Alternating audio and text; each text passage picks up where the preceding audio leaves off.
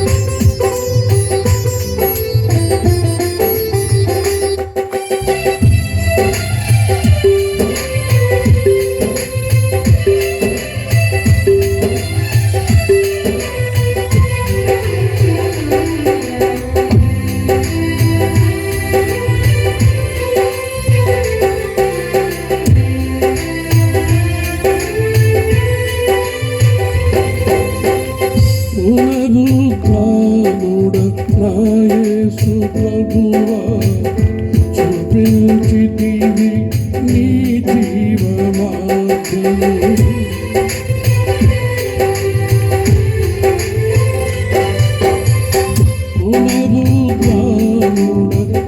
యేసు ప్రభువా చూపించితివి నీ జీవ మార్గము సాగిపోయేదను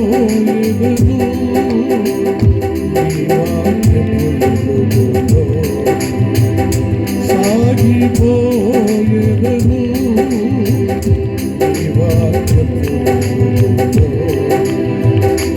యేసయ్యా యేసయ్యా యేసయ్యా యేసయ్యా స్తుతి ఘన మహిమలతో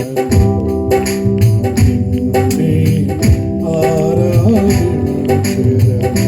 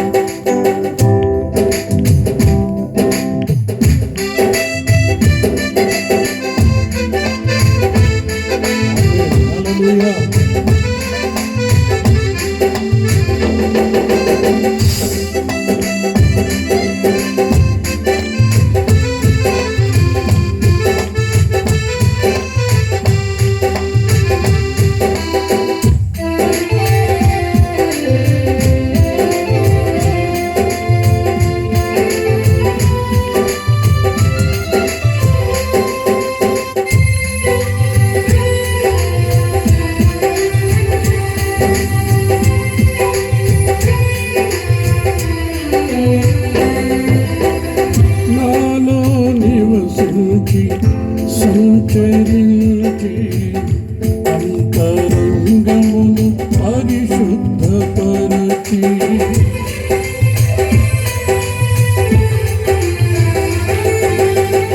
నాలో నివసించి సంచరించి అంతరంగమును పరిశుద్ధపరచి నూతన పునాది వేసితివి నీ ఆలయమును నూతన పునాది వేసితివి నీ ఆలయమును యేసయ్యా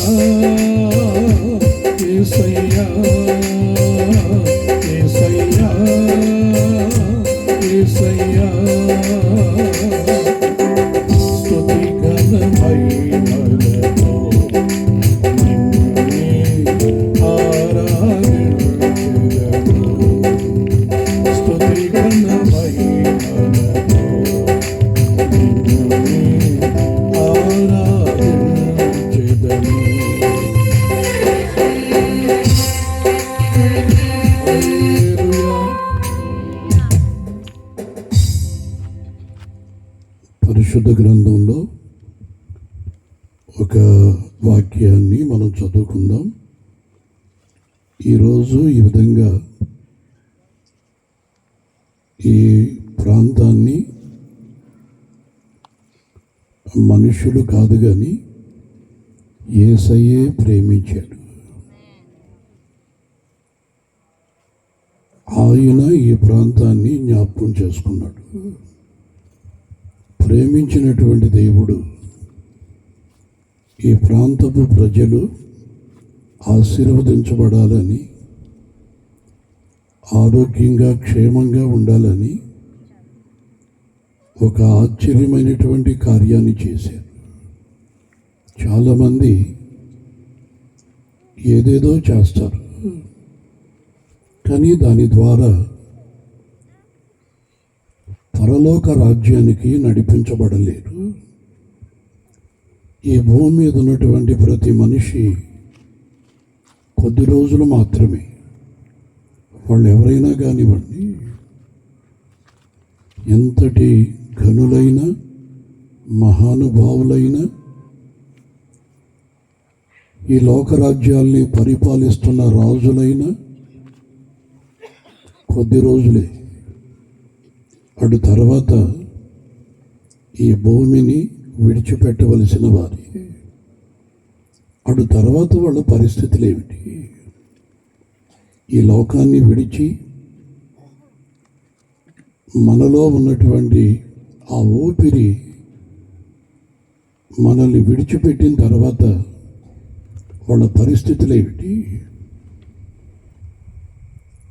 అనే సంగతి అందరికీ తెలియదు. కానీ యేసయ్య అంటాడు, మిమ్మల్ని గురించి ఎవరు చింతిస్తున్నారో నాకు తెలియదు, కానీ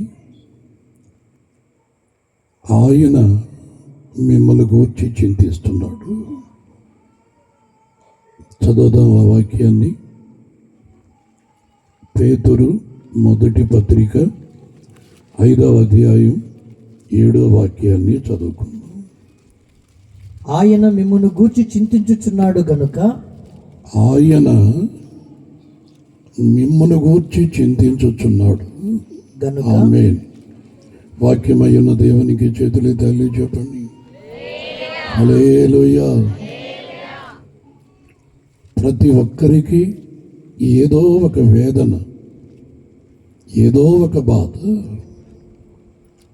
ఆరోగ్యం బాగలేదని, ఆర్థిక పరిస్థితులు అనుకూలంగా లేవని, కుటుంబంలో సమాధానం లేదని, మనిషికి నెమ్మది లేదని, ఒకటి కాదు చాలా ఉన్నాయి. చాలా విషయాలలో మనిషి నెమ్మదిగా లేడు. నెమ్మదిగా కనబడుతున్నాడు, కానీ ఒకవేళ ఎవరైనా ఏమైనా అనుకుంటారేమోనని. కానీ వాస్తవానికి మనిషి మాత్రం నెమ్మదిగా లేడు. మేము బాగున్నామండి అని చెప్పని కనబడినటువంటి వాళ్ళతో చెప్తుంటారు. మేము బాగున్నాము అనే దానికి మంచి మంచి వస్త్రాలు కడతారు. అవి కూడా పట్టు వస్త్రాలు. ఏమండి, ఒకవేళ ఇంట్లో బంగారం లేకపోయినా ఎవరినో ఒకరిని అడిగి ఎంతో కొంత తగిలించుకొని వాళ్ళ కార్యక్రమాలకి వెళ్ళొస్తుంటారు. ఎలా ఉన్నారండి అని చెప్పనంటే మాకేం బాగున్నాం. చూసేవాళ్ళు ఏమనుకుంటారో తెలుసా? ఒంటి నిండా బంగారం ఉంది. ఏమండి, పట్టు వస్త్రాలు, చాలా విలువైనటువంటి వస్త్రాలు, కారుల్లో తిరుగుతున్నారు, పెద్ద బంగళా కట్టారు. వాళ్ళకి ఏమిట్రా బాబు అని చెప్పని అనుకుంటారు. కానీ మనిషి చూసేది పై వేషాన్ని మాత్రమే, ఆ అలంకారం మాత్రమే మనిషి చూసి వీళ్ళు చాలా బాగున్నారు, వాళ్ళకి ఏ బాధలో లేవని చెప్పని అనుకుంటారు. కానీ సర్వశక్తి కలిగిన దేవుడు ఈరోజు మనం ప్రార్థించగా మన మధ్యలో సంచరిస్తున్న దేవుడు ఆయన. ఎక్కడ ఇద్దరు ముగ్గురు చేరి యేసు ప్రభు నామాన్ని మహిమపరుస్తారో వాళ్ళ మధ్యలో నివసించే దేవుడు. హల్లెలూయా. ఆయన అంటాడు, నేను పైవేషాన్ని మాత్రమే చూడను. పైవేషాన్ని చూస్తే ఏంటి, రాజుల మాదిరిగా ఉన్నారు. ఏమండి, రాజుల మాదిరిగా ఉన్నారు. లోపల అంతరంగాన్ని చూస్తే, మనిషి లోపల పరిస్థితిని చూస్తే ఏదో వేదన, బాధ, చింత, ఏమండి, కన్నీరు. ఒకవేళ కుటుంబాల్లో ఎవరైనా చనిపోయారా అని చెప్పనంటే అందరూ బాగున్నారు, కానీ ఆ కుటుంబంలో నుంచి ఏడుపులు వినపడుతున్నాయి, మరణ వేదనలు. దేవుని వాక్యం అంటుంది, ఆయన మిమ్మల్ని గురించి చింతిస్తున్నాడు. యేసు ప్రభు మిమ్మల్ని గురించి చింతిస్తున్నాడు. కొంతమంది ఏమనుకుంటారో తెలుసా, ఇది యేసు ప్రభుకి సంబంధించినటువంటి మీటింగ్, ఇది మనకు సంబంధించింది కాదురా, ఇది యేసు ప్రభుకి సంబంధించింది, మనకెందుకు అని చెప్పని అనుకొని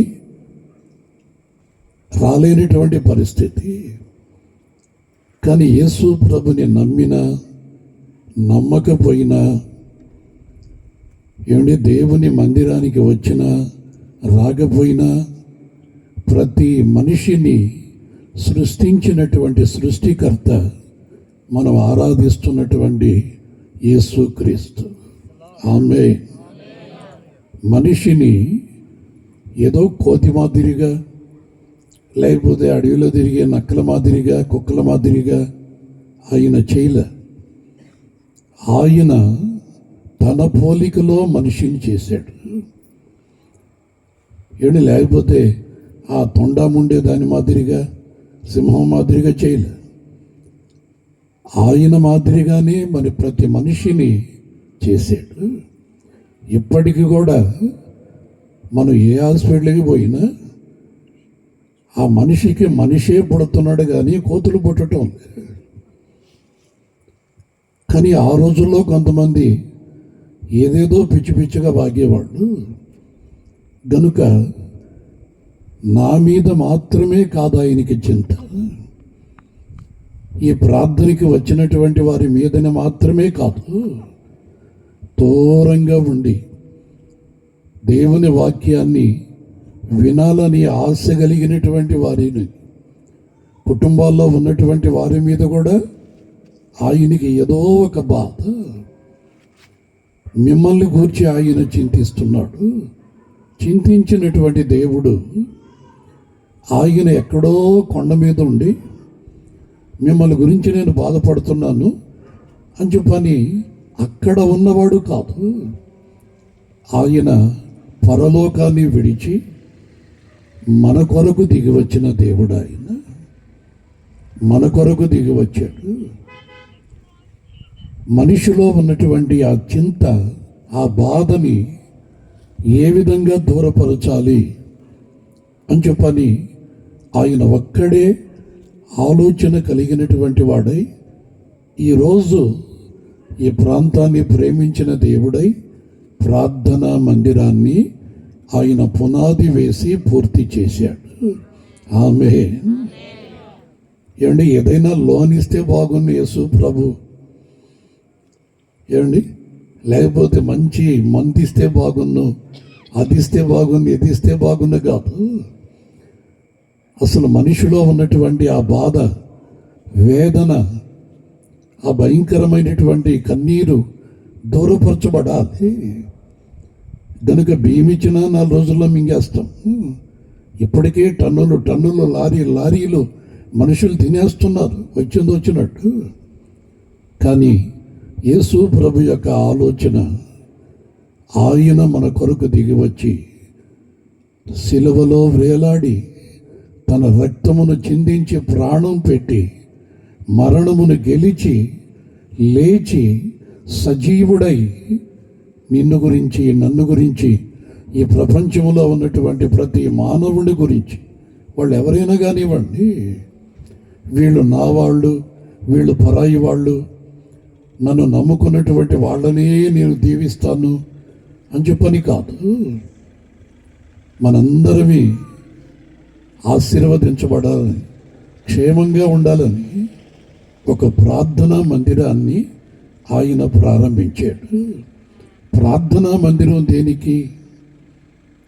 ఏమంటే ప్రార్థనా మందిరం దేనికి అని చెప్పని మనం అనుకోవచ్చు. ఒకవేళ దాన్ని పోయేవాళ్ళు కూడా వాళ్ళు ఏదో యేసు ప్రభుని నమ్ముకున్న వాళ్ళు ప్రార్థనా మందిరాన్ని పెట్టుకున్న వాళ్ళు అని చెప్పని అనుకోవచ్చు. కానీ దేవుని మందిరాన్ని కూర్చున్నటువంటి ఒక వాగ్దానం ఏమిటంటే, సకల జనులకు, సమస్త జనులకు నా మందిరము ప్రార్థనా మందిరం అనబడును. ఆమేన్. ఇది నాకు మాత్రమే కాదు, లేకపోతే నమ్మినటువంటి వాళ్ళకి మాత్రమే కాదు, ఏ కుటుంబమైనా బాధల్లో ఉన్నా, ఏ వ్యక్తి అయినా రోగాలలో ఉన్నా, ఏ సమస్యల్లో ఉన్నా, నా ప్రభు అయినటువంటి యేసయ్య నివసిస్తున్నటువంటి ఆయన నివాసమైన ఈ మందిరములోనికి వచ్చి ప్రార్థన చేస్తే ఆకాశమందున్నటువంటి దేవుడు ఆలకిస్తాడట. ఆలకించినటువంటి దేవుడు వాళ్ళని ఏ దురాత్మలు పట్టి పీడిస్తున్నాయో, ఏ దురాత్మలు వాళ్ళకి అనారోగ్యం కలుగు చేసి కుటుంబాలలో సమాధానం లేకుండా చేస్తుందో, ఆ దురాత్మల చేతుల్లో నుంచి సర్వశక్తి కలిగిన దేవుడు గద్దించి వాటిని దూరపరిచి వారిని కాపాడే దేవుడు ఆయన. ఆమేన్. గనుక దేవుని మందిరంలోనికి ఎవరైనా నడిపించబడి ఎండిపోయినటువంటి బ్రతుకుల్లో ఉన్నటువంటి వారు, మూడుబారిపోయినటువంటి వారు చిగురించాలని, పుష్పించాలని, ఫలించాలని, ఆకు వాడకుండా తన కాలముందు ఫలమిచ్చు చెట్టు వలె ఉండాలని, ఆశీర్వదించబడాలని ఎవరొచ్చినా సరే వాళ్ళు దేవుని మందిరంలో నాటబడినటువంటి వారు అవుతారు. ఆమేన్. హల్లెలూయా.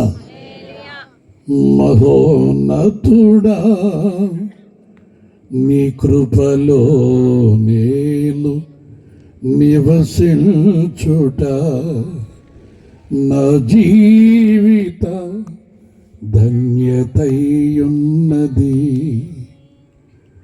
మహోన్నతుడా, నీ కృపలో నేను నివసించుట నా జీవిత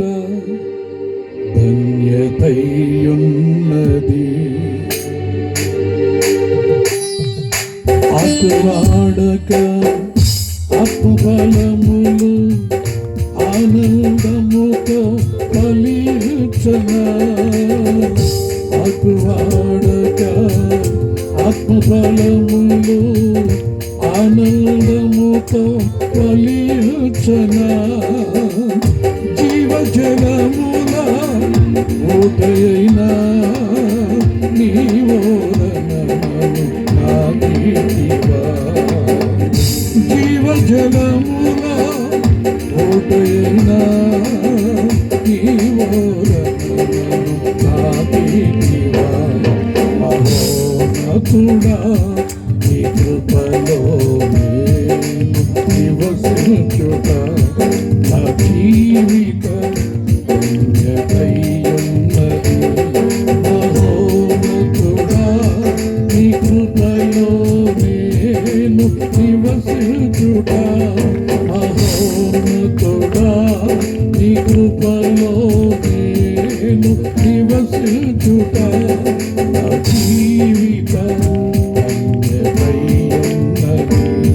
నా జీవిత ధన్యతయున్నది. చెప్పండి. ఆమేన్.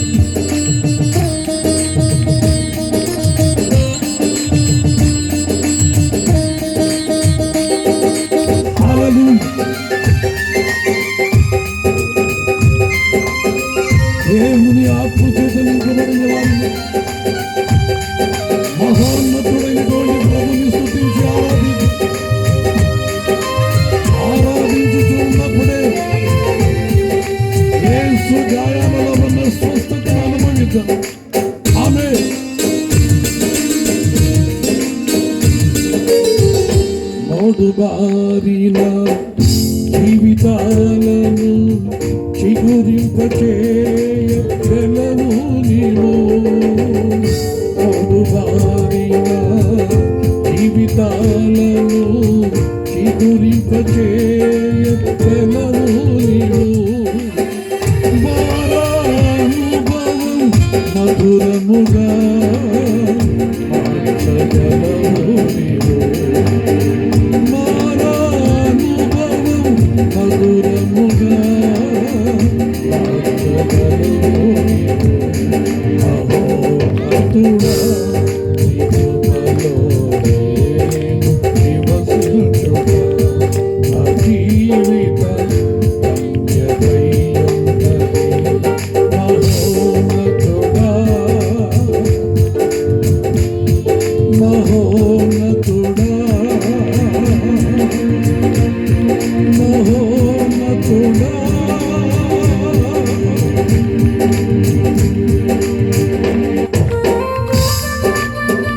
ఆమేన్.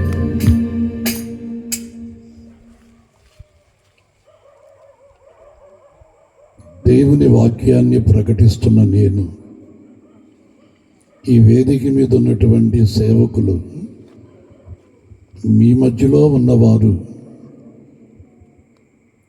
ఈరోజు ఈ విధంగా దేవుని యొక్క పిలుపును బట్టి ఇక్కడికి రావటం జరిగింది. నా మట్టుకైతే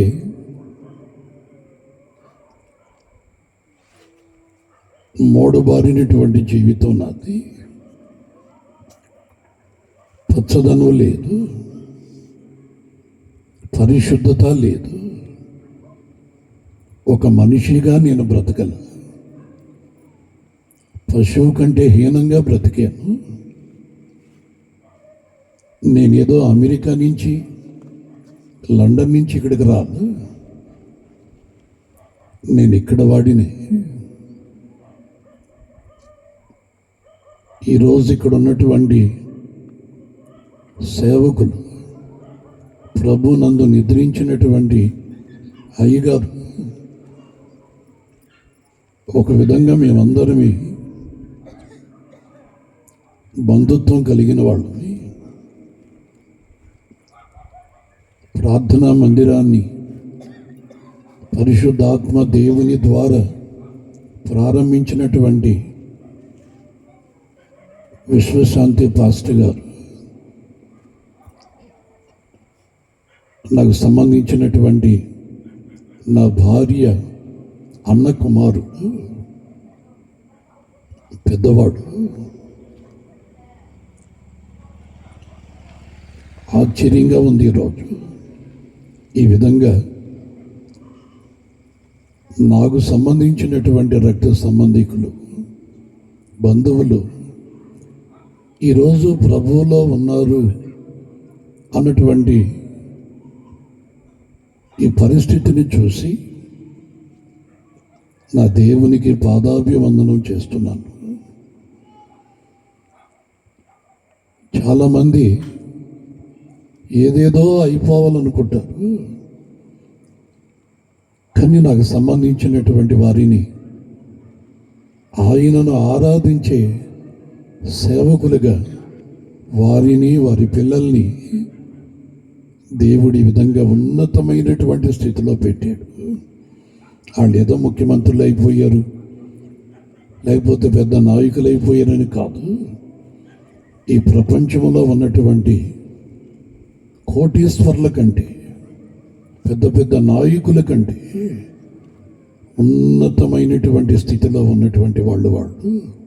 ఆమె సర్వశక్తి కలిగిన దేవునిని నమ్మి ఆయన సేవకులుగా ఈరోజు ఈ ప్రాంతంలో అనేక మంది క్షేమం కొరకు, అనేక కుటుంబాల ఆశీర్వాదం కొరకు మేము నమ్ముకున్నటువంటి యేసయ్య మా జీవితాల్ని ఎండిపోనివ్వకుండా చిగురింప చేసినటువంటి ఆయన సన్నిధి ఈ ప్రాంతంలో కట్టబడటం, అనేక మంది బాగుపడాలన్నటువంటి వాళ్ళకున్న ఆశ చాలా గొప్పది. యేసు ప్రభు అంటే నాకు అస్సలు ఇష్టం లేదు. నేను ఒక నామకార్థమైనటువంటి విగ్రహారాధికుణ్ణి. యేసు ప్రభు అంటే ఇష్టం ఎందుకు లేదు అని చెప్పానంటే, అందరంటే ఇష్టం నాకు, కానీ యేసు ప్రభు అంటే ఎందుకు ఇష్టం లేదు అని చెప్పానంటే, ఆయన్ని నమ్ముకుంటే పరిశుద్ధంగా బ్రతకాలి. ఆయన పరిశుద్ధుడైన దేవుడు. ఆయన పరలోకములో నుంచి దిగివచ్చిన దేవుడు. ఆయన పాపుల రక్షకుడు. ఆయన మరణించి తిరిగి పునరుద్ధానపు శక్తితో లేచి ఈరోజు మన మధ్యలో సజీవుడుగా నాతో మనతో మాట్లాడుతున్న దేవుడు ఆయన. అందుకని ఆయనంటే నాకు భయంకరమైనటువంటి భయం. యేసు ప్రభు ఎవరన్నా ప్రకటించినా అటువైపు కూడా వెళ్ళేవాడిని కాదు.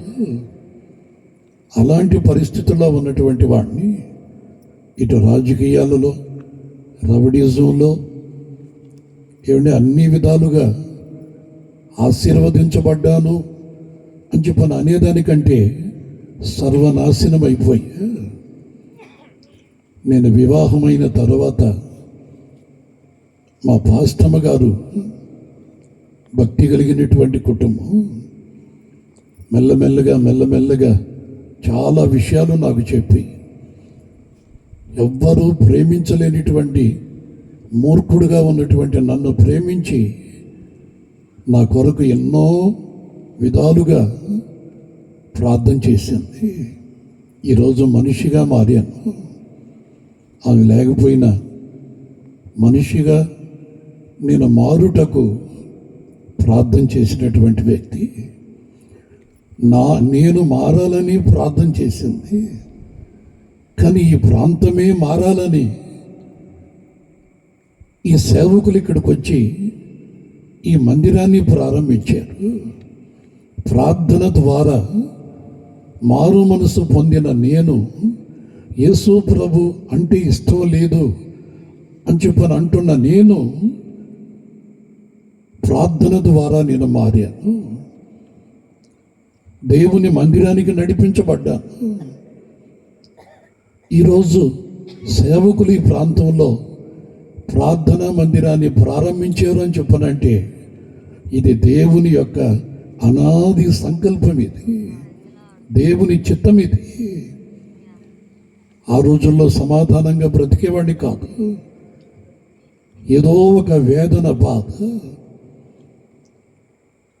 మనిషి సంతోషంగా ఉంటే ఆరోగ్యంగా ఉంటాడట, కానీ సంతోషం లేదు. అటు త్రాగుడులోను, అపవిత్రతలోను, లోకాన్ని ప్రేమిస్తున్నటువంటి విషయాలలో సంతోషం లేదు. ఈయన ఆరోగ్యం ఎక్కడ ఉంటుంది?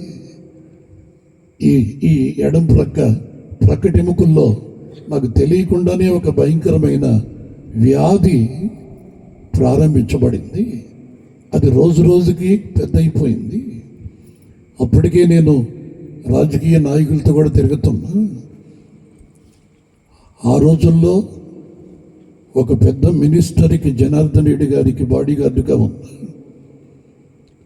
డబ్బుకి ఏం పదవి లేదు, కానీ వ్యాధి మాత్రం ముదిరిపోయింది.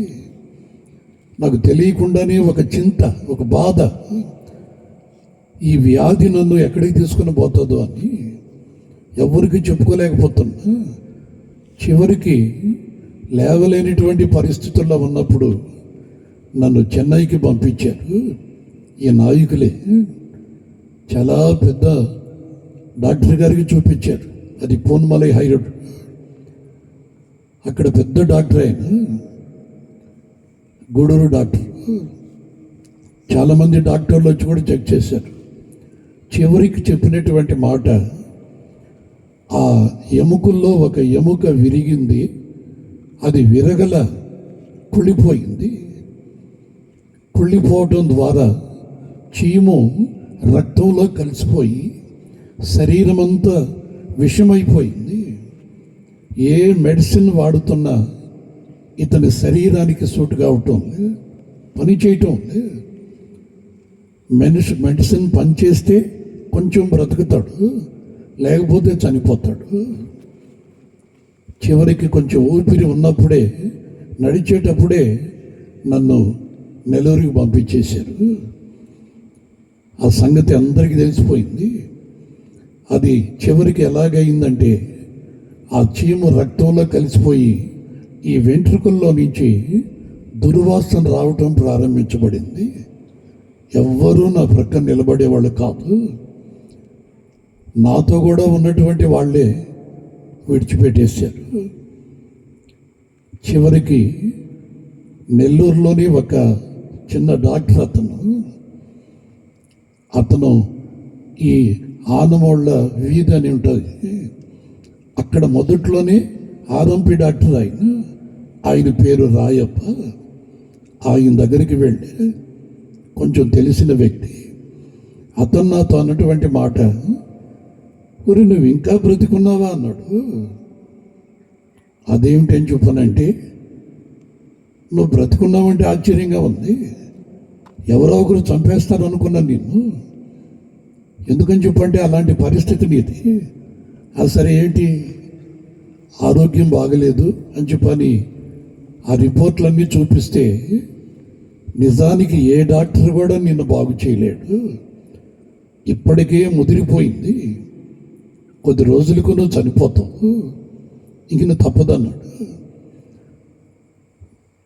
అనేక మందిని నాశనం చేయటకు కంకణం కట్టుకున్న నేను నా మరణం దగ్గరకు వచ్చే లోపల భయపడ్డా. ఆఖరికి ఆయన్ని కన్నీటితో బ్రతిమలాడుకున్నా, ఏదో ఒక విధంగా నాకు సహాయం చేయి, ఎంత డబ్బు అయినా, ఎంత పెద్ద రికమెండేషన్ అయినా చేస్తా. ఇది డబ్బుతో రికమెండేషన్తో బ్రతికే పని కాదు, ఇది పాపం వలన వచ్చే జీతం. ఇది నువ్వు చేసినటువంటి పాపం, నువ్వు బ్రతికిన అతిక్రమాలు, విచ్చలవిడిగా బ్రతికావు, తెగిపోయిన గాలిపటం మాదిరిగా తిరిగావు, నీ ఇష్టం వచ్చినట్టుగా బ్రతికావు. పాపము నేను ఇప్పుడు పట్టుకుంది, మరణించక తప్పదన్నాడు. నేను ఎన్నో విధాలుగా బ్రతిలాడుకుంటే చివరికి ఆయన అన్నటువంటి మాట, నువ్వు యేసు ప్రభుని నమ్ముకోగలిగితే ఆయన ఒక్కడే పాపములను క్షమించగలిగే దేవుడు. ఆయన ఒక్కడే. నిజానికి ఆయన మరియమ్మ తల్లి భక్తుడు ఆయన. మరి యేసు ప్రభుని గురించి చెప్తుంటే నాకు అర్థం కాదు. యేసు ప్రభు నమ్ముకోమంటావా? అవునరా, యేసు ప్రభు ఒక్కడే నీ పాపాలు క్షమిస్తాడు. ఆయన ఒక్కడే పాపుల కొరకు మరణించి వాళ్ళని పరిశుద్ధపరిచి పరలోకానికి తీసుకుని వెళ్ళుటకు వచ్చినటువంటి దేవుడు ఆయన. మరి నేనేం పాపం చేశాను? మనుషులందరూ చేస్తున్న పాపమే కదా, అది తప్పెలా అవుతుంది? కానీ దిమ్మ తిరిగిపోయేటట్లు ఒక మాట అన్నాడు, నువ్వు ఏ పాపం చేయలే, నువ్వు త్రాగుపోతువి, అది నీకు పాపం కాదు. నువ్వు వ్యభిచారుడివి, అది నీకు పాపం కాదు. నువ్వు కోరివి, అది నీకు పాపం కాదు. అయితే సరైనటువంటి పాపం ఏంటో తెలుసా? నిజమైనటువంటి దేవుడు ఎవరో తెలుసుకోకుండా బ్రతకటమే పాపం అన్నాడు. నిజమైనటువంటి దేవుడా? ఆయన ఎలా ఉంటాడు? నిజమైనటువంటి దేవుడే నజరేయుడైన యేసు. హల్లెలూయా, హల్లెలూయా. యేసు ప్రభు దేవుడా? నువ్వు నమ్మినా నమ్మకపోయినా ఆయనే లోకరక్షకుడు, ఆయనే పాపములో నుంచి విమోచించేవాడు. ఆయన ఒక్కడే మన కొరకు మరణించి మనల్ని పాపములో నుంచి విడిపించి మనల్ని పరలోకానికి తీసుకుని వెళ్ళుటకు సజీవుడై లేచి సంచరించుచు ప్రతి ఒక్కరిని బ్రతికించుచున్నటువంటి దేవుడు. ఆయన నమ్మకపోతే నీకు పుట్టగతులు కూడా ఉండవు అన్నాడు. మా ఏరియాలో, మేము ఉన్నటువంటి కపాడిపాళెం ఏరియాలో పెద్దబావి అనేటువంటి సెంటర్ ఉంది. ఆ రాత్రి ఏం అర్థం కాల నాకు. యేసు ప్రభుని నమ్ముకోవాలన్నా ఎలా నమ్మాలి నాకు తెలియకుండానే కన్నీరు కారుస్తూ, నేను పాపిని ప్రభువా, నేను దుర్మార్గుని ప్రభువా అన్నట్లుగా ప్రార్థన చేసుకున్నా. ప్రార్థన అంటే తెలియదు, వచ్చి రానిటువంటి మాటలు. ఎందుకని చెప్పారంటే మరణ భయం, చస్తానేమన్నటువంటి భయం. ఏ దేవుడైతే ఏమైందని చెప్పని నమ్ముకున్నా. కానీ ఆయన నిజమైనటువంటి దేవుడని, పునరుద్ధానుడని, మరణానికి దగ్గరలో ఉన్న నన్ను పాడిని ముట్టి బ్రతికించినటువంటి దేవుడని ఈరోజు మీ ఎదుట సాక్షిగా నిలబడ్డాను. సాక్ష్యం చెప్పాలని ఆలోచన లేదు, కానీ నా స్వజనుల మధ్యలో, సంఘం మధ్యలో, ఈ ప్రాంతపు ప్రజల మధ్యలో నా దేవుడు ఎవరు, ఈరోజు సజీవుల లెక్కలో నన్ను ఉంచింది ఎవరు, కట్టుకున్న వాళ్ళ కన్నవాళ్ళ, నిజమేమిటో తెలియాలి. గనుకనే ఏ మనుషుల ద్వారా ప్రేమించబడలేదు. యేసు ప్రభు ప్రేమని ఆ రోజు నుండి రుచి చూస్తూ ఆ ప్రేమ కలిగినటువంటి దేవునిని విడవక ఈ రోజు వరకు కొనసాగించబడుతూనే ఉన్నాను. యేసు ప్రభుని నమ్మిన ఆ రోజు నుండి ఈ రోజు వరకు ఆరోగ్యంగానే ఉన్నాను, బ్రతుకుతూనే ఉన్నాను, ఇంకా బ్రతుకుతాను. బ్రతికిన నాళ్ళు యేసు ప్రభువునే ప్రకటిస్తాను, యేసు ప్రభువే దేవుడని బోధిస్తాను, ఆయన ప్రేమనే పాడుతూ ఆఖరి శ్వాస కూడా యేసు యేసు యేసు యేసు అంటూనే ఈ ఊపిరి విడవాలి అన్నటువంటి ఆలోచన. ఎందుకో తెలుసా, ఇంతగా ప్రేమించినటువంటి వాడు నా జీవితంలో ఎవరు లేరు. నీ ప్రేమే నన్ను ఆదరించేను, నీ ప్రేమే నన్ను ఆదరించేను,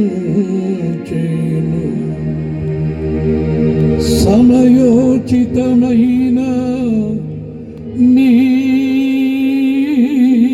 కృపయే దాచి కాపాడెను, నీ కృపయే దాచి కాపాడెను.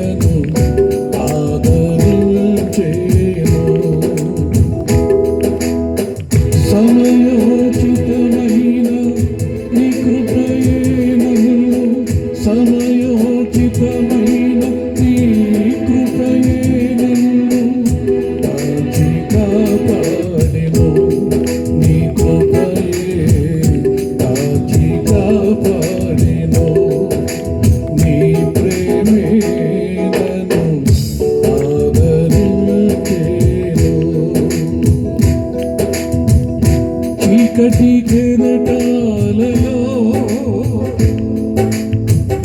కృంగిన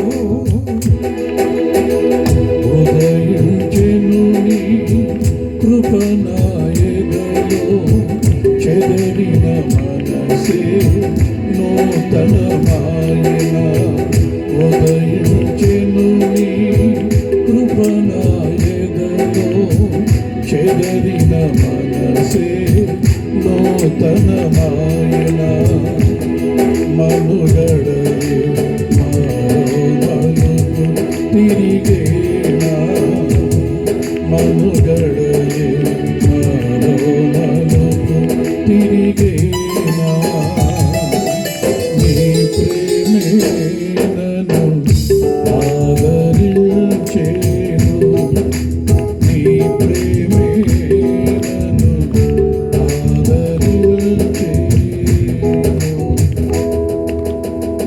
హల్లెలూయా. ఇంతగా నన్ను ప్రేమించిన దేవుడు లోకంలో నుంచి ఆయన రక్తం చేత నన్ను రక్షించి నా చేతిని విడవక తీసుకుని వెళ్ళి ఆయన మందిరంలో నాటుకున్నాడు. ఆమె ఏమండి, ఆయన మందిరంలో నన్ను నాటాడు.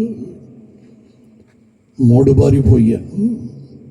ఇంకా జీవితంలో చిగురించటము ఫలించే అనుభవాలు పోయాడు. అన్నీ ఉండొచ్చు, కానీ నిజమైనటువంటి బ్రతుకు లేదు. ప్రభు తీసుకొని పోయి మందిరంలో నన్ను నిలబెట్టాడు. అది నామకార్థమైనటువంటి క్రైస్తవ మందిరాల్లో కాదు, పరిశుద్ధాత్మ చేత నింపబడి నడిపించబడుతున్నటువంటి సేవకులతో అంటుగట్టి చేశాడు. ఈరోజు వరకు నా బ్రతుకుని పచ్చగా ఫలించేటట్లుగా చేసి బ్రతికించి మీ మధ్యలోనికి నడిపించాడు. ఎందుకని చెప్పనంటే, దేవుని మందిరంలో ఎప్పుడైతే నేను అడుగు పెట్టానో నా జీవితంలో ఏదో తెలియనటువంటి పరలోకపు ఆనందం, సంతోషం, రోజు రోజుకి ఆరోగ్యం వస్తుంది. ఈ మెడిసిన్ ద్వారా నేను బాగుపడుతున్నానా, లేకపోతే నిజంగా యేసు ప్రభువే నన్ను బాగు చేస్తున్నాడు? పడవేశాను, మెడిసిన్ అంతా పడేశాను, మరలా హాస్పిటల్కి వెళ్ళను. ఒక ప్రక్క నా కొరకు ప్రార్థిస్తున్నటువంటి వారు, మరొక ప్రక్క దేవుని మందిరంలో ఉన్నటువంటి దేవుని సేవకులు నా కొరకు ప్రార్థన చేయటం. నశించిపోతున్నటువంటి నా బ్రతుకు చిగురించటం ప్రారంభించింది. ఆమె కారణం ఏమిటి చెప్పనంటే, చదవండి ఒక వాక్యాన్ని. ఇర్మియా గ్రంథం 17వ అధ్యాయం 7వ వాక్యాన్ని మనం చదువుకుందాం. గ్రంథం యెహోవాను నమ్ముకున్నవాడు 17వ అధ్యాయం 7వ వాక్యం. యెహోవాను నమ్ముకున్నవాడు ధన్యుడు. ధన్యుడు. యెహోవా వానికి ఆశ్రయముగా ఉండును. యెహోవా వానికి ఆశ్రయముగా ఉండును. వాడు జలముల యొద్ద నాటబడిన చెట్టు వలె, వాడు జలముల యొద్ద నాటబడిన చెట్టు వలె నుండును. చెట్టు వలె నుండును. అది కాలువల ఓరన దాని వేళ్ళు తన్నును. వెట్ట కలిగినను ఎండాకాలమైనను దానికి భయపడదు. ఆ కాలానికి భయపడదు. దాని ఆకు పచ్చగా ఉండును. వర్షము లేని సంవత్సరం కూడా చింతించదు. హల్లెలూయా. ప్రకృతిలో ఎలాంటి మార్పు వచ్చినా కానీ దేవుని మందిరములో నాటబడినటువంటి ఆ వ్యక్తి పొరపాటును కూడా చింతించడట. నాకు అది లేదే, నాకు ఇది లేదే అని చెప్పని పొరపాటును కూడా చింతించడట. ఎందుకని చెప్పంటే, దేవుని వాక్యాన్ని మనం చదువుకున్నాం కదా, ఆయన మీ కొరకు చింతిస్తున్నాడు. ఆయన మీ కొరకు చింతిస్తున్నాడు. మన కొరకు మన వాళ్ళు ఎంత చింతించినా కానీ, ఏమంటే రాజులు చింతించి మనకి ఏదేదో సహాయం చేసిన కొద్ది రోజులే. ఏమంటే ఎండాకాలం అయితే వాడిపోద్ది, వర్షాకాలం అయితే ఏళ్ళుతో కూడా కొట్టుకొని వెళ్ళిపోద్ది.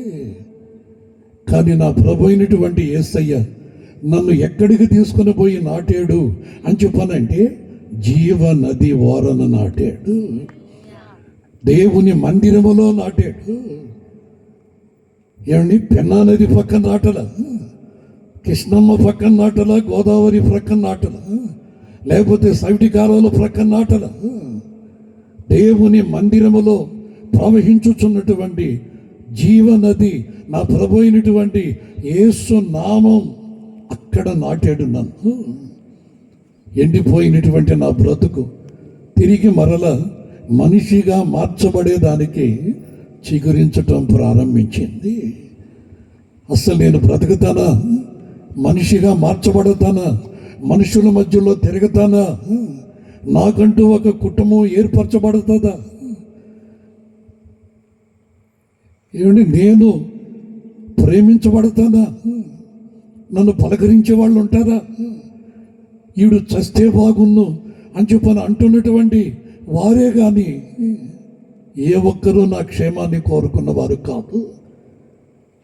ప్రియమైనటువంటి సహోదరి సహోదరుల,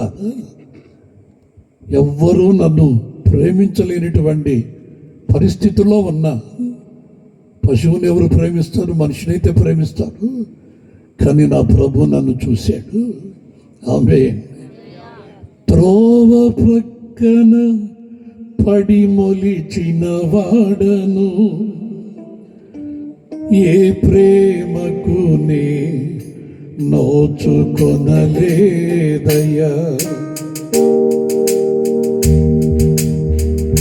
త్రోవ ప్రక్కన పడి మొలిచిన వాడను, ఏ ప్రేమకు నే నోచుకొనలేదయ్యా. నాలో ఏముందని ఇంతగా ప్రేమించి నీ చాటున నన్ను నాటితివే. నాలో ఏముందని ఇంతగా ప్రేమించి నీ చాటున నన్ను నాటితివే. హల్లెలూయా.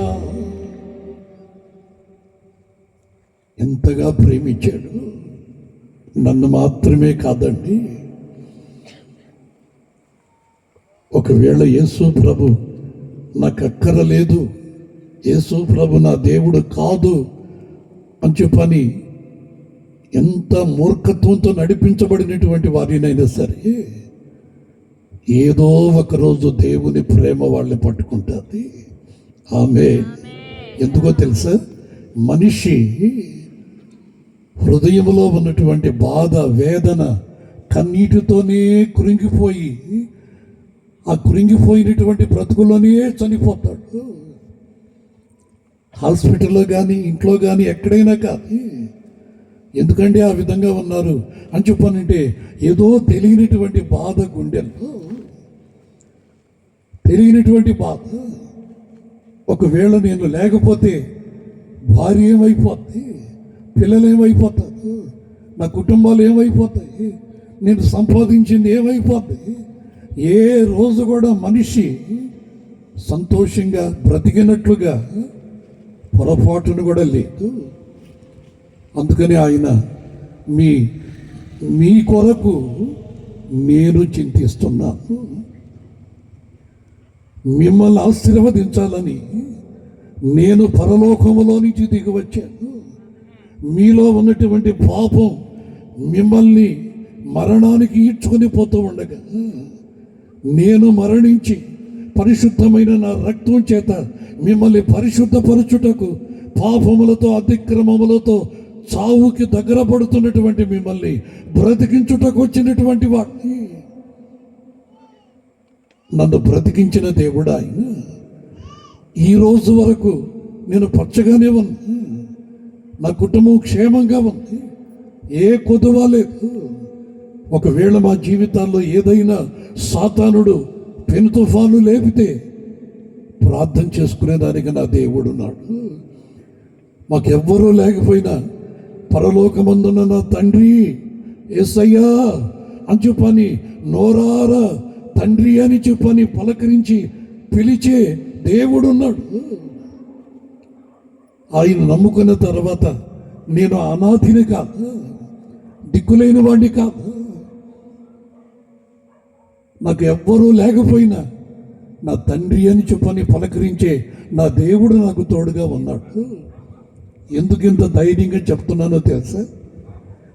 ఈ రోజు వరకు ఆయన నన్ను బ్రతికిస్తున్న దేవుడు. ఆయన ఆరోగ్యం బాగలేకపోయినా, నడిచే పరిస్థితులు లేకపోయినా, ఏమంటే నన్ను ఏదో చెయ్యాలని సాతానుడు ఎన్నెన్నో ప్లాన్లు వేసిన నా దేవుడు నాకు తోడుగా ఉండి ఆయన చేయబట్టి నడిపిస్తున్నాడు. ఆమె ఏమండి, ఈ బిడ్డలు నా దగ్గరకు వచ్చి మీరు తప్పకుండా రావాలి, మీరు తప్పకుండా రావాలి. నా పరిస్థితి చూస్తూ కూడా ఏమండి మరలా ఇక్కడికి నన్ను పిలిచారని చెప్పండి నాకు అర్థం కాదు. తర్వాత నాకు అర్థమైంది, పిలిచింది వీళ్ళు కాదు, వీళ్ళని ఈ రోజు వరకు ఆశీర్వదిస్తూ సేవకులుగా తీర్చిదిద్దుతున్నటువంటి ప్రభు అయినటువంటి యేసయ్య ఆయన వీళ్ళని పంపించి నన్ను పిలిచాడు. అడు తర్వాత ఏ రోజు కూడా నేను ఈ విధంగా సంతోషంగా అనిపించల. ఎందుకని చెప్పానంటే మా పాస్టమ్మ గారిని చూస్తే బాబుని చూసినట్టే ఉంటుంది. ఎందుకని చెప్పంటే చిన్న కుర్రాడు సంఖ్యను ఎత్తుకొని తిరిగేవాడు, కానీ ఏడిస్తే బాగుండదు కదా మైకులో, అందుకని కన్నీరు పడతా ఉన్నా కానీ ఆ రోజుల్లో నన్ను ప్రేమించి చేర్చి నాకు అంత అన్నం పెట్టినటువంటి కుటుంబం ఇది. ఈరోజు ఈ విధంగా యేసు ప్రభుని గురించి మేమందరం రక్షించబడి ఆయన మందిరంలో చిగురించి ఫలిస్తున్నాము అని చెప్పానంటే ఇంతకంటే ఐశ్వర్యం ఇంకోటి లేదు. మాకు దొరికినటువంటి యేసయ్య మమ్మల్ని సంతోషపరిచి మూడబారినటువంటి మా బ్రతుకుల్ని చిగురింప చేసినటువంటి యేసయ్య ఈ ప్రాంతంలో ఉన్నటువంటి ప్రజలు కూడా ఆశీర్వదించబడాలనే మా ఉద్దేశం. మాకంటే ఇంకా గొప్పగా దీవించబడాలని మా ఆలోచన. ఒకవేళ ఇక్కడ మీరు వేరుగా మేము వేరుగా ఉన్న ఒకరోజు యేసు ప్రభు వస్తాడు. ఆయన మందిరంలో రక్షించబడినటువంటి వారిని ఆయన వచ్చి కనురెప్పపాటున పరలోకానికి తీసుకుని వెళతాడు. అక్కడ మనందరము కలిసి ఆయన ముఖ దర్శనాన్ని చూస్తూ ఆనందిస్తాం. ఆమేన్, హల్లెలూయా. నరకానికి వెళ్ళాం. యేసు ప్రభు రక్తములో కడగబడినటువంటి ఆయన సంఘం, క్రీస్తుని మృతులలో నుంచి లేపిన ఆయన ఆత్మని పొందుకున్నటువంటి ఆయన ప్రజలు ఆయన రాకడలో ఎత్తబడి పరలోకములో అడుగు పెడతారు. ఆ రోజు మమ్మల్ని మీరు చూస్తారు, మిమ్మల్ని మేము చూస్తాం. ఆ రోజు వరకు దేవుని మందిరంలో ప్రవహించుచున్నటువంటి ఆ నది ఓరన మనం నాటబడే ఉండాలి. హల్లెలూయా. మరొక్క వాక్యాన్ని చెప్పి నేను ముగిస్తాను. చదవండి ఎహెజ్కేలు గ్రంథం 47వ అధ్యాయం 1వ వాక్యం. దేవుని మందిరంలో నది ఎక్కడ ప్రవహిస్తుంది? అతడు మందిరపు గుమ్మమునకు నన్ను తోడుకొని వచ్చెను. మందిరము తూర్పు ముఖముగా ఉండెను. నేను చూడగా మందిరపు గడప క్రింద నుండి నీళ్లు ఉబికి తూర్పుగా పారుచుండెను. ఆ నీళ్లు బలిపీఠమునకు దక్షిణముగా మందిరపు కుడి ప్రక్కను క్రింద నుండి పారుచుండెను. ఈ నది ఎక్కడికి ప్రవహిస్తుందో అక్కడ సమస్తము బ్రతుకుచూ ఉండెను. ఈ నది ఎక్కడికి పారునో అక్కడ సమస్తము బ్రతుకును. చప్పటగుడు దేవుని స్తోత్రం చేయలేదా? ఆ బ్రతికినటువంటి వాళ్ళల్లో నేనొకడిని సజీవ సాక్షిని.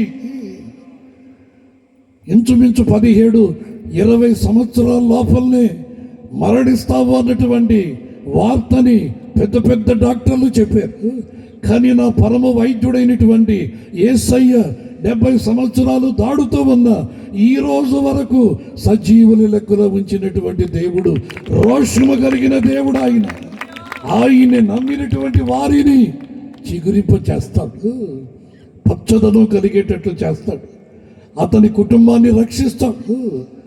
మందిరములో బలిపీఠము దగ్గర నుంచి ప్రవహించుతున్నటువంటి నది ఓరన అటు ఇటు నాటబడినటువంటి చెట్ల వలె మనం ఉన్నప్పుడు అవి ఆకు వాడక ఆత్మ ఫలములు ఫలించే స్థితికి తీసుకొని వస్తాడు. ఆ ఆత్మ ఫలముల ద్వారా మనకు నెమ్మది, మన కుటుంబాల్లో సమాధానం, ఆస్తులు అంతస్తులు ఉండొచ్చు, వెండి బంగారాలు ఉండొచ్చు, కానీ మనిషికి నెమ్మదేది? భార్య భర్తల్లో సమాధానమేది? తోబుట్టువుల్లో ఆనందమేది? గనుక దేవుని మందిరములో నాటబడినటువంటి వార్యమైతే పచ్చదనం కలిగి ఉంటాం, ఆత్మ ఫలములు ఫలిస్తాము. ఓర్పు, సహనము, మంచితనము, పరిశుద్ధత, విశ్వాస జీవితం ఇది లోకములో దొరకదు. ఏడు ఏ కొట్లు కూడా దొరకదు.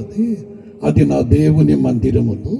అందుకని యేసు ప్రభు శిలువలో వేలాడేటప్పుడు ఆయన ప్రక్కలో పొడవబడినటువంటి బల్లెపు పోటు ద్వారా రక్తము కారింది, రక్తముతో పాటు నీళ్లు కూడా కారాయి. ప్రధాన యాజకుడిగా ఆయన మందిరంలో బలిపీఠం దగ్గర నిలబడేటప్పుడు ఆయన ప్రక్కలో పొడవబడినటువంటి ఆ బల్లెపు పోటు ద్వారా ఆ నీళ్లు ఆయనలో నుంచి ప్రవహిస్తూ ఉన్నాయట. ఆమె ఆయనలో నుంచి ప్రవహిస్తూ ఉన్నాయి. ఆ ప్రక్కలో నుంచి ప్రవహిస్తున్నటువంటి రక్తముతో కూడిన నీళ్లు ప్రవహిస్తూ ఉండగా ఆ నీళ్లు తగిలినటువంటి కుష్ఠరోగులు బాగుపడ్డారు, పక్షివాతపు జబ్బోళ్ళు బాగుపడ్డారు, రక్తస్రావం కలిగినటువంటి స్త్రీ బాగుపడ్డది. అనేక సంవత్సరాలుగా మరణపు కట్లతో బంధించబడిన వారు ఆ నీరు తాకగానే లేచి నిలిచారు, యేసు ప్రభుని వెంబడించారు. ఈరోజు నేను ఆ జీవ నది ఎప్పుడైతే నాలోనికి ప్రవహించిందో, దేవుని మందిరములోనికి నేను అడుగుపెట్టి యేసు ప్రభుని నమ్ముకొని బాప్తిస్మ పొంది పరిశుద్ధాత్మ చేత నింపబడి దేవుని మందిరములో పరిచర్య చేసుకుంటూ ఆ విధంగా సాగుతూ ఉన్నప్పుడు ప్రభు నన్ను ఈ సేవకు పిలిచాడు. నిన్ను బ్రతికించుకున్నది నాకు సాక్షిగా నువ్వు నిలబడాలి. అనేక ప్రాంతాల్లో నిన్ను బ్రతికించింది ఎవరు? నిన్ను చిగురింపు చేసింది ఎవరు? మూడు బారిన నీ బ్రతుకుని ఈ రోజు వరకు పచ్చదనం కలిగేటట్లు ఆరోగ్యంగా నిలిపింది ఎవరు? బోధి గంటల వరకు నువ్వు సాక్షిగా బ్రతకాలి. ఈరోజు ఆయుష్కాలం నీకు ఇచ్చాను అని చెప్పానంటే ఈరోజు నేను ఇక్కడికి పంపిస్తున్నా, ఈరోజు నిన్ను బ్రతికించి ఇక్కడికి పంపిస్తున్నా. ఇక్కడ సర్వశక్తి కలిగిన నా నామం ప్రకటింపబడాలి. సచ్చిన నీవు బ్రతికి జీవాధిపతిని ప్రకటించాలి. అందుకని ప్రభు నన్ను ఇక్కడ పంపించాడు. ఆమె ప్రియమైనటువంటి వాళ్ళ దేవుని మందిరాన్ని మనం విడిచిపెట్టక, ఒకవేళ దేవుని మందిరాన్ని విడిస్తే ఆ నది వార నుండి మనం దూరం అయిపోయినట్టు, దేవుని సన్నిధికి మనం దూరం అయిపోయినట్టు. ఆ నదిలో నుంచి మనకు కావలసినటువంటి ఊపిరి, మనకు కావలసిన ఆరోగ్యం, మనకు కావలసినటువంటి జీవం సమస్తము క్రీస్తు ప్రక్కలో నుంచి కార్చబడుతున్న రక్తము నీటి ద్వారా మనకు అనుగ్రహించబడుతుంది. గనుక ఎవరి ద్వారా కాదు, గనుక మిమ్మల్ని గురించి నన్ను గురించి చింతించిన దేవుడు నన్ను బ్రతికించి ఇంతవరకు బ్రతికేటట్లుగా మందిరములో ఆయన నన్ను నిలబెట్టుకున్నాడు. గనుక నేను ప్రపంచమంతా తిరిగిన ఆదివారం నా దేవుని మందిరంలోనికి వచ్చి ఏమండి దేవుని బిడ్డలతో కలిసి పాడుకొని ఆరాధించుకొని ఆయన ప్రకటించుకొని మరలా నూతన బలాన్ని పొందుకుంటాము. ఆమె ఏమండి మందిరంలో నా ప్రభువుని ఆరాధించేటప్పుడు నూతన అభిషేకాన్ని పొందుకొని నూతన బలాన్ని పొందుకొని నడవలేకపోయినా ఏమండి ఆయన ఇచ్చిన బలముతో అనేక ప్రాంతాలకి తిరుగుతున్నా. దేవుని మందిరం నా ప్రాణం, నన్ను బ్రతికించింది. ఈరోజు దేవుని మందిరమే నాకు నా కుటుంబానికి ఆశ్రయపురంగా మారింది. నేను, నా పిల్లలు, నా మనవళ్ళు మేమందరమే దేవుని మందిరంలోనే ఒక ప్రక్క ఏమి బ్రతుకుతూ ఉన్నాం. ఇంతకంటే నా పిల్లలకి ఆస్తి ఇంకొకటి లేదు, నాకు ఆరోగ్యం ఇంకొకరి ద్వారా కాదు. ఈ రోజు వరకు బ్రతికించిన దేవుడే నిన్ను గురించి కూడా చింతిస్తున్నాడు. ఆమె నిన్ను గురించి కూడా చింతిస్తున్నాడు. ఒకసారి లేచి నిలబడదామా, ప్రార్థన చేసుకుందాం. ఆయన మిమ్మల్ని గురించి చింతించుచున్న దేవుడు ఆయన. ఆ నది వారన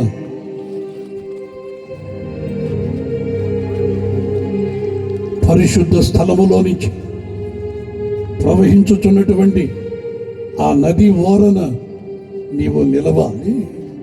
దేవుని మందిరములో నువ్వు నాటబడితే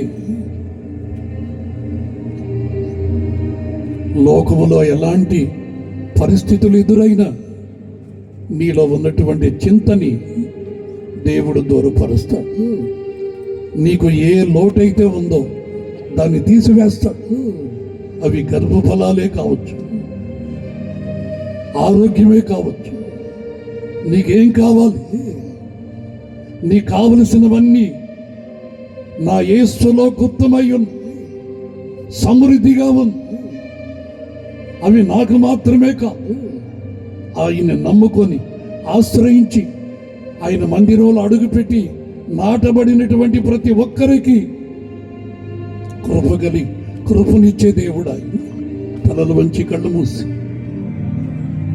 మీ చేతులు ఆకాశం వైపెత్తి ఎవరికి వాళ్ళు ప్రార్థన చేసుకోండి. మీ కొరకు సేవకులు ప్రార్థిస్తారు. చివరి మాటలుగా ప్రభు మీతో మాట్లాడి ముగిస్తూ ఉండగా మిమ్మల్ని మీరు యేసయ్య చేతులకు అప్పగించుకోండి.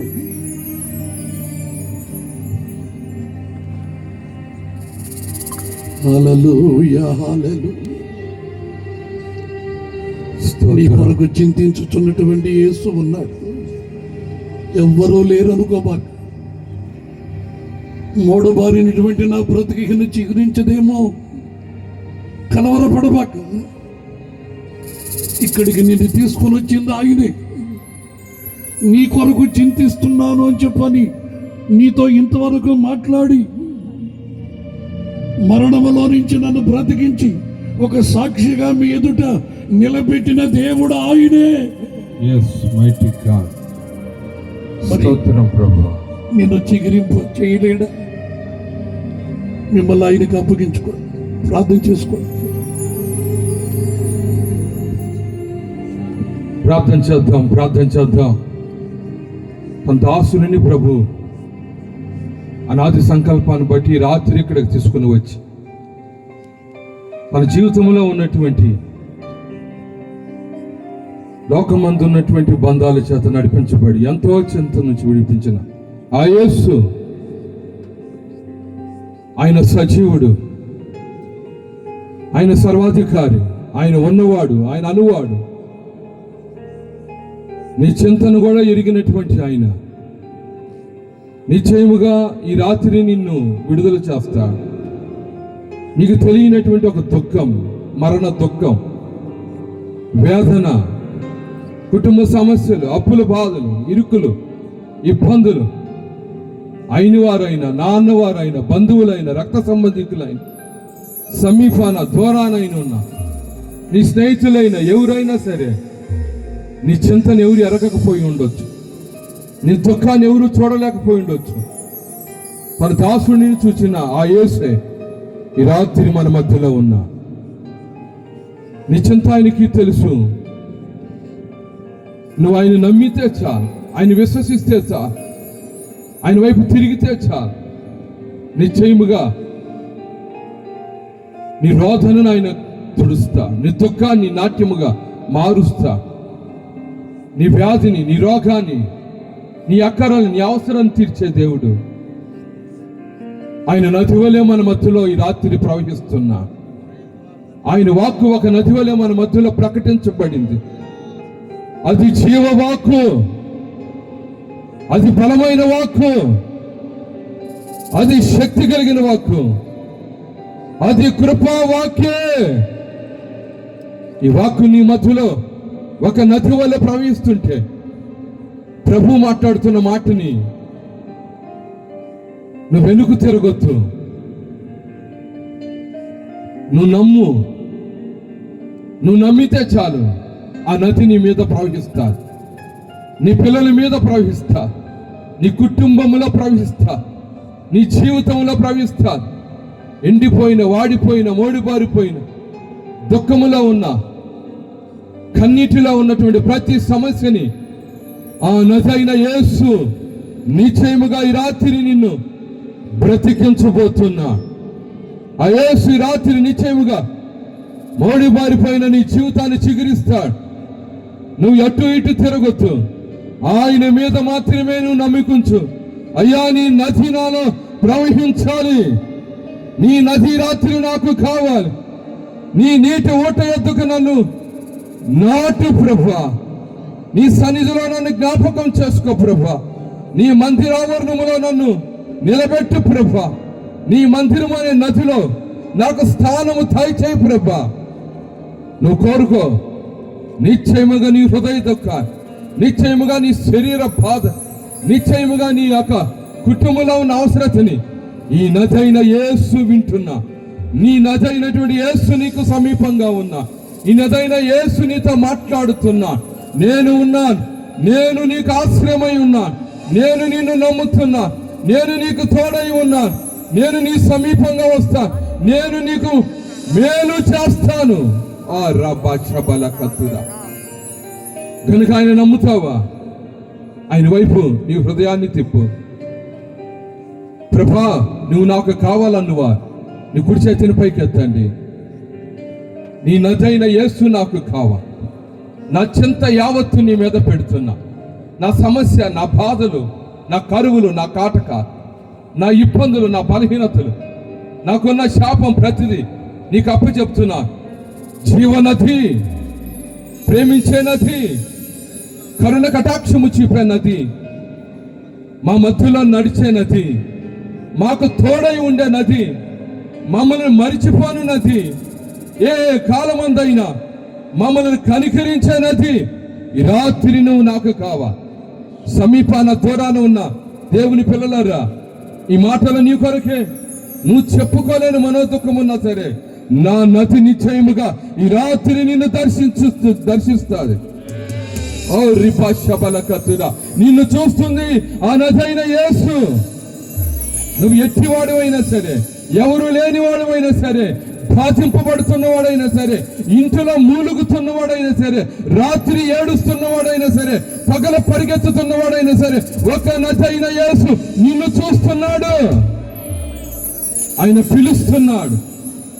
ప్రయాసపడి భారము మోసుకొనుచున్న సమస్త జనులారా, నా యుద్ధకు రండి.